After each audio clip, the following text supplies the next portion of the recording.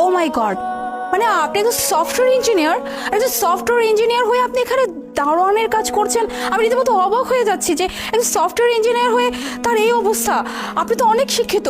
By the way, একটা কথা জিজ্ঞেস করি, মানে আপনি তো একজন সফটওয়্যার ইঞ্জিনিয়ার, কিন্তু এই যে এখানে যেভাবে দারোয়ান হয়ে দাঁড়িয়ে থাকেন প্রত্যেকটা দিন সকাল সন্ধ্যা, যেই আসে না কেন তাকে সালাম দিতে হয়, কেমন আছেন জিজ্ঞেস করতে হয়, এতে করে কি আপনার কষ্ট হয় না, মানে লজ্জা লাগে না?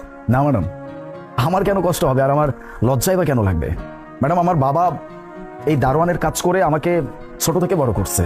আমার বাবা যদি এই কাজকে এত সম্মান করতে পারে তাহলে আমি কেন পারবো না? আর তার থেকেও বড় কথা হচ্ছে কি ম্যাডাম, আমার বাবা আমাকে একটা শিক্ষা দিচ্ছে, দুনিয়াতে তুমি যেই কাজই করো না কেন, সেটা যদি ভালো কাজ হয়, সেটা যদি কারো ক্ষতি না হয়, তাহলে সেটা কোনো ছোট কাজ না।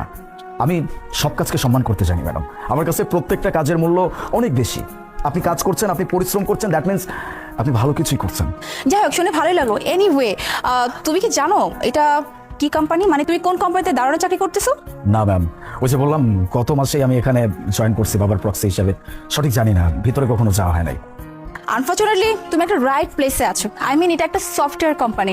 আর তার থেকেও বড় কথা কি জানো, আমাদের কোম্পানিতে একটা সফটওয়্যার ইঞ্জিনিয়ার ভ্যাকেন্সি খালি আছে, যেখানে আমরা একজন ক্যান্ডিডেট খুঁজছিলাম। আর আমার কাছে মনে হচ্ছে তুমি ছাড়া বেস্ট কেউ হতে পারে না, কারণ একই তো তোমার অনেক এক্সপিরিয়েন্স আছে, আর সেকেন্ড যে ব্যাপারটা খুব টাচ করেছে সেটা হচ্ছে তোমার বাবার প্রতি তোমার দায়িত্ববোধ, সম্মান। কারণ এই সময় কয়টা ছেলে আছে যে কিনা তার বাবার এইভাবে সাহায্য করে, মানে তুমি সফটওয়্যার ইঞ্জিনিয়ার হয়েও তুমি তোমার বাবার প্রক্সি এখানে দিচ্ছ দারোয়ান হিসেবে, মানে একটাবার নিজের আত্মসম্মান, নিজের কোনো কিছু চিন্তা করলে, শুধু এইটাই চিন্তা করলে যে আমার বাবা যেন সুস্থ থাকে, রেস্টে থাকে, দ্যাটস ইট। তো আমার কাছে মনে হয় আমার কোম্পানিতে যে ভ্যাকেন্সি খালি আছে, মানে যে ক্যান্ডিডেট আমার প্রয়োজন, তুমি ছাড়া বেস্ট আর কেউ হতে পারে না। তাই আমি তোমাকে অফার করতেছি তুমি আমার কোম্পানিতে সফটওয়্যার ইঞ্জিনিয়ার হিসেবে জয়েন করো। আর বললে তো হবে না, তোমার কিছু প্রসেসিং এ আগাতে হবে, মানে তোমাকে ইন্টারভিউ দিতে হবে। সো তুমি ইন্টারভিউটা দাও, বাকিটা আমি দেখছি। সত্যি আমি এখানে ইন্টারভিউ দিতে পারবো?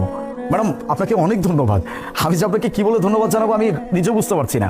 আমি আপনাকে প্রমিস করছি, আপনি আমার উপরে যে বিশ্বাস রাখছেন আমি এটা ভাঙতে দিব না, আমি এটা বজায় রাখার চেষ্টা করব।